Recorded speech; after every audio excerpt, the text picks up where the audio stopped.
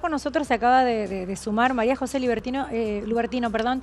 Ella Mandale un cariño, pero yo tengo titular 10 del INADI. jueces que me están esperando. Preguntale, ella tenía 150 empleados. Un día le dije, ahora son 416, no lo podía creer. Sí, Les mando un así. cariño. ¿Qué pasa con Gracias, esos Mariana. empleados? ¿Qué pasa El con esos derecho, ¿Qué va a pasar con máxima esas tutela. Un 416 beso. familias? Ay, gracias, Mariano.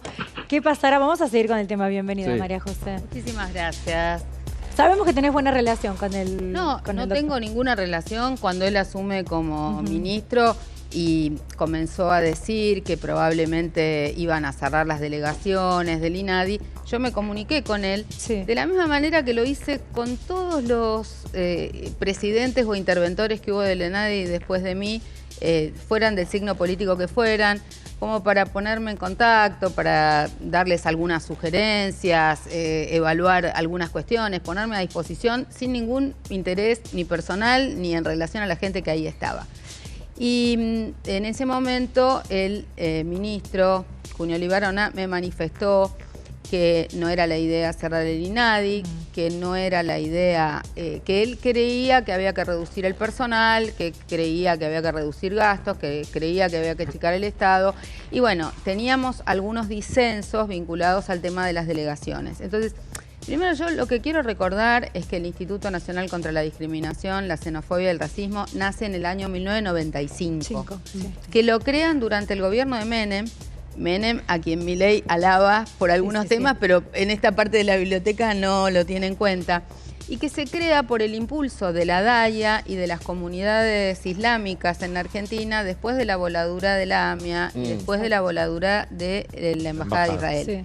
Y tenía que ver con tomar los lineamientos que estaban fijándose a nivel internacional a partir de la Convención contra toda forma de discriminación racial. De hecho, cuando yo asumo en el organismo en el 2006, yo asumo como presidenta designada con el consenso de todos los bloques de la Cámara de Diputados y del Senado. Porque después fue intervenido. Eso lo entendemos todo. Después fue La intervenido. pregunta del millón es, ¿en qué momento se pudrió el INADI? No, a ver, yo no voy a hablar, digamos, de otras administraciones que ustedes le tendrían que preguntar a cada uno. Bueno, lo vamos a hacer. Hubo Victoria Donda, chico, que le ofrecía a su mucama un plan porque la tenían negro, ¿no? Yo les pido que nos metamos de lleno en el tema con un informe muy completo. Lo que yo quiero decir es que se dijo eso, pero después no aparece con la misma intensidad que Donda fue sobreseída, y yo no defiendo a Donda ni a nadie, pero quiero decir, se dicen la echó cosas. Alberto Fernández, dijo, ¿viste? No, Vamos Alberto a ver Fernández no le informe. echó, la pusieron de parlamentaria del Mercosur. Ella dice, claro. No, es parlamentaria del Mercosur, no le echó a nadie. María José, tenemos un informe de presentación. De vuelta, mi propuesta es eliminarlo, el INADI eliminarlo, porque se ha convertido en un instrumento de persecución ideológica, igual que el Ministerio de la Mujer. Así se anunció hoy, el gobierno, lo había prometido en campaña, ha decidido el cierre del INADI. Primeros pasos para avanzar en el desmantelamiento de diferentes institutos. El primero de ellos va a ser el INADI. Estamos empezando con su cierre definitivo. Javier Milei hizo un posteo donde lo tiene al león con un bastón presidencial. Ahí está. Un muro donde dice INADI, y con ese bastón está golpeando al INADI, como rompiéndolo. Y acá dice, chau INADI, se acabó el INADI. Es raro lo que se ve en la Argentina, hay gente que está festejando. Viste, vos en las redes decís, yo nunca puedo festejar que haya gente que se quede sin laburo. Hoy cuando Adorni anunció el cierre del INADI, yo sentí que había llegado Navidad. Un pequeño, minúsculo grupo, son apenas 4 o 5 militantes de La Libertad Avanza que llegaron con sus banderas. Chau, gasto inútil. Gracias, Milei. 1.150 millones es el presupuesto anual del INADI para 400 empleados.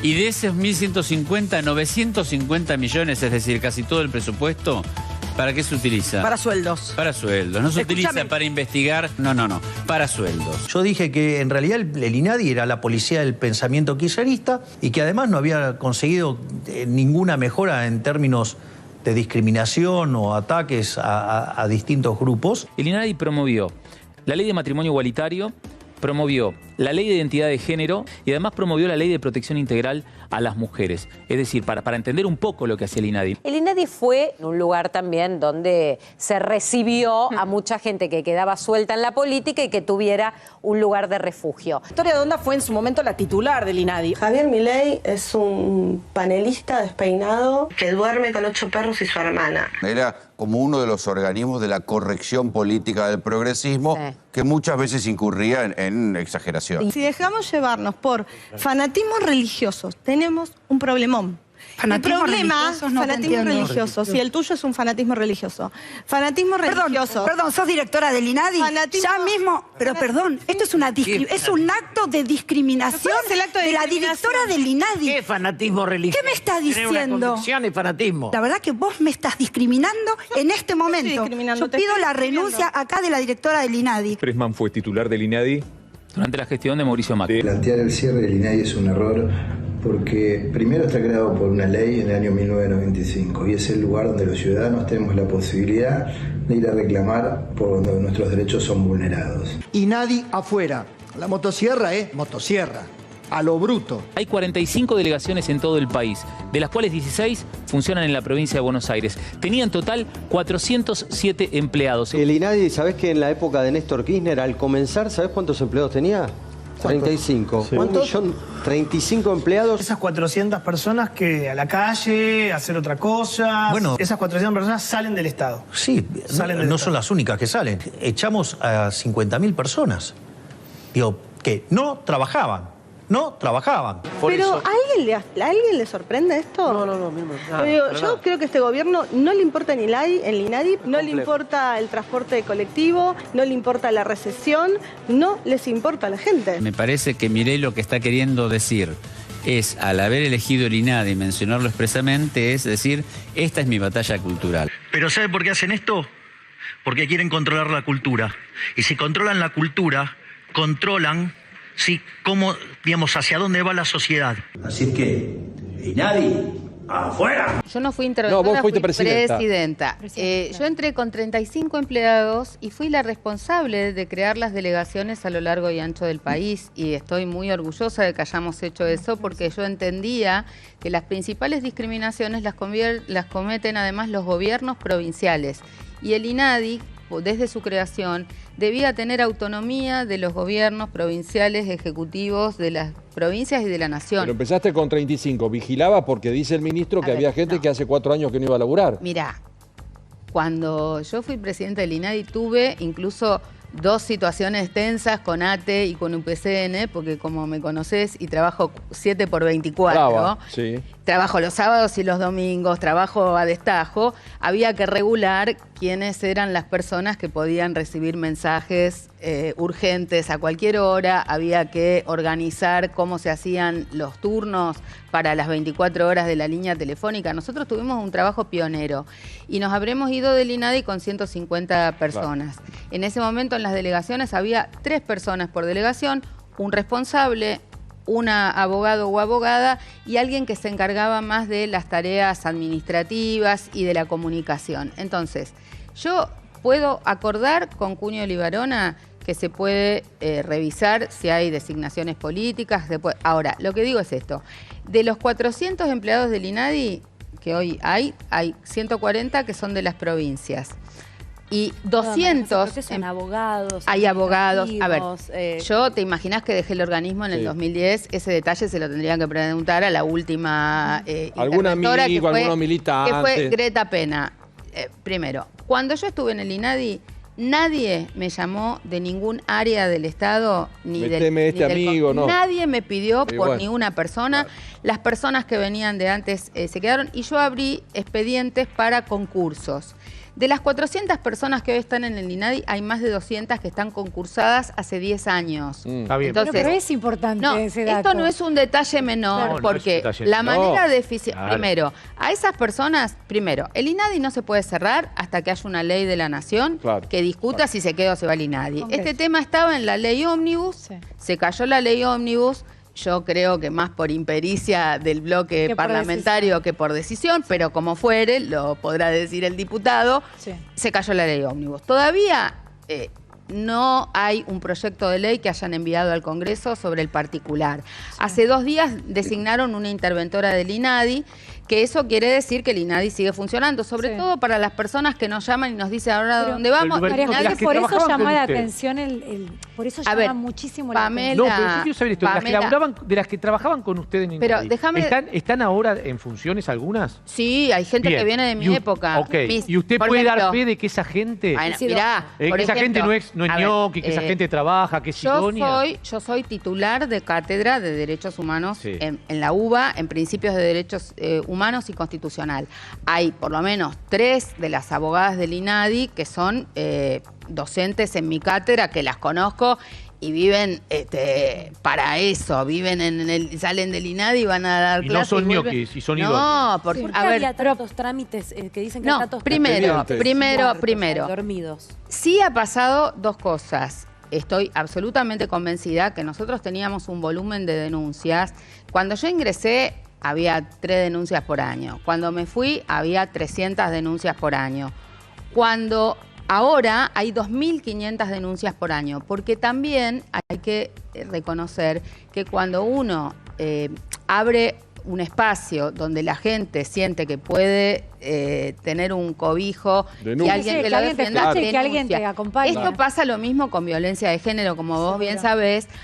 No solamente se incrementa la violencia o la discriminación por razones diversas, sino que además la gente denuncia más si tiene confianza en las instituciones. Sí. Ahora, lo que yo hablé con Cuño de Libarona y lo que quiero volver a reiterar, y aprovecho para dialogarlo con el diputado que habrá escuchado a quien fue el colega que presidió el INADI durante la gestión de Macri, que no está de acuerdo, es: se pueden reducir gastos, se pueden reducir gastos. Se pueden sacar ñoquis, se sacan ñoquis.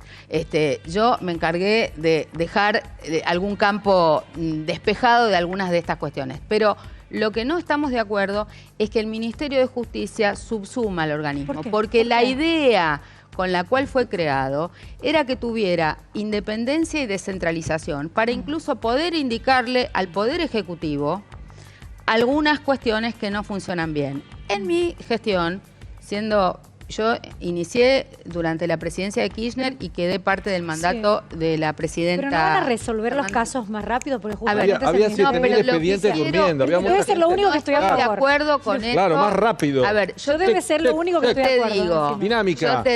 Yo te digo, cuando yo estaba era todo más rápido, pero también acá tuvieron pandemia. Sí. Lo que yo digo es, hablar con las últimas funcionarias que estuvieron a cargo, ellas tendrán sus explicaciones y tal vez discutan los números. Yo no voy a discutirle los números. Y defender ante el ministro, porque la gente útil tiene que estar. Y los vagos afuera, pero los útiles adentro. Pero tenemos tenemos que ser cómplices de que todo afuera. Todo hay afuera familias que se quedan sin trabajo. A mí me duele la panza de contar la noticia.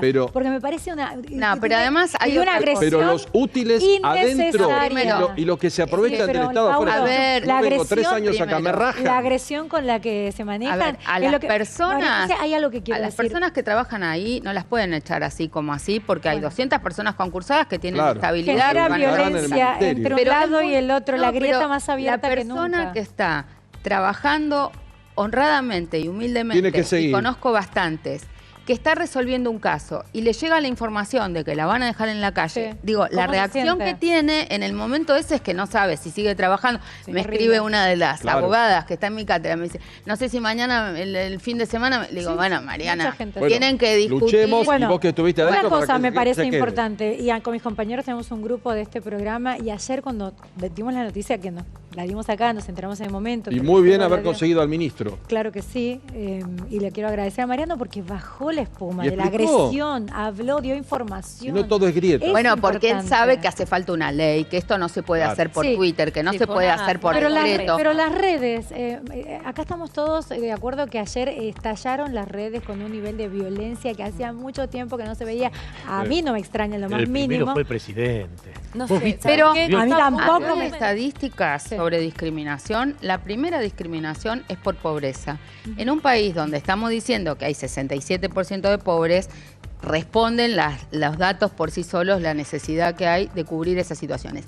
El primero que discrimina sistémicamente y no en casos individuales, porque con todo respeto por mi colega Acuña Olivarona, él tiene una cabeza de abogado penalista que está acostumbrado a caso por caso y a persona por persona. La mayoría de los casos de discriminación que llegan al INADI no son un señor en un... Hay casos laborales, pero la mayoría de los casos no son particular versus particular, me discriminó, me dijo no sé qué. ¿Cuáles son los casos?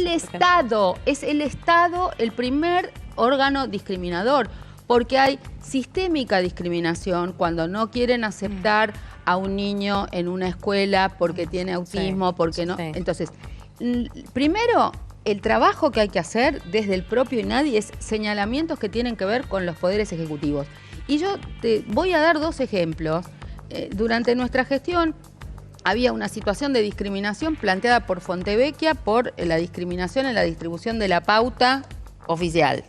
Y el INADI, durante el mandato de la doctora Kirchner, se manifestó diciendo que había que modificar la ley y que debía haber una ley que diera una distribución con parámetros objetivos, equitativos y qué sé yo. Sí, claro. Nos manifestamos también a favor del aborto legal, seguro y gratuito en una recomendación general. Están en las antípodas, lo que fue a lo que va a ser por eso, ahora. Entonces, lo que te quiero decir es esto. Tenemos que cerrar el tema. Vuelvo a reiterarle a Acuña Olivarona que es importante, y al diputado, que el INADI tenga una descentralización y que no sea parte subsumido por otro órgano del Estado, porque al final si él dice que va a absorber va a absorber a los empleados, es lo mismo pagarlos a cabo allá. Y segundo, importante el federalismo y que en cada provincia haya delegaciones y que eso no quede absorbido bajo los gobiernos provinciales. Porque cuando sos gobierno está todo bien, pero cuando sos oposición te gusta tener un organismo que te defienda. Con Juli cerramos.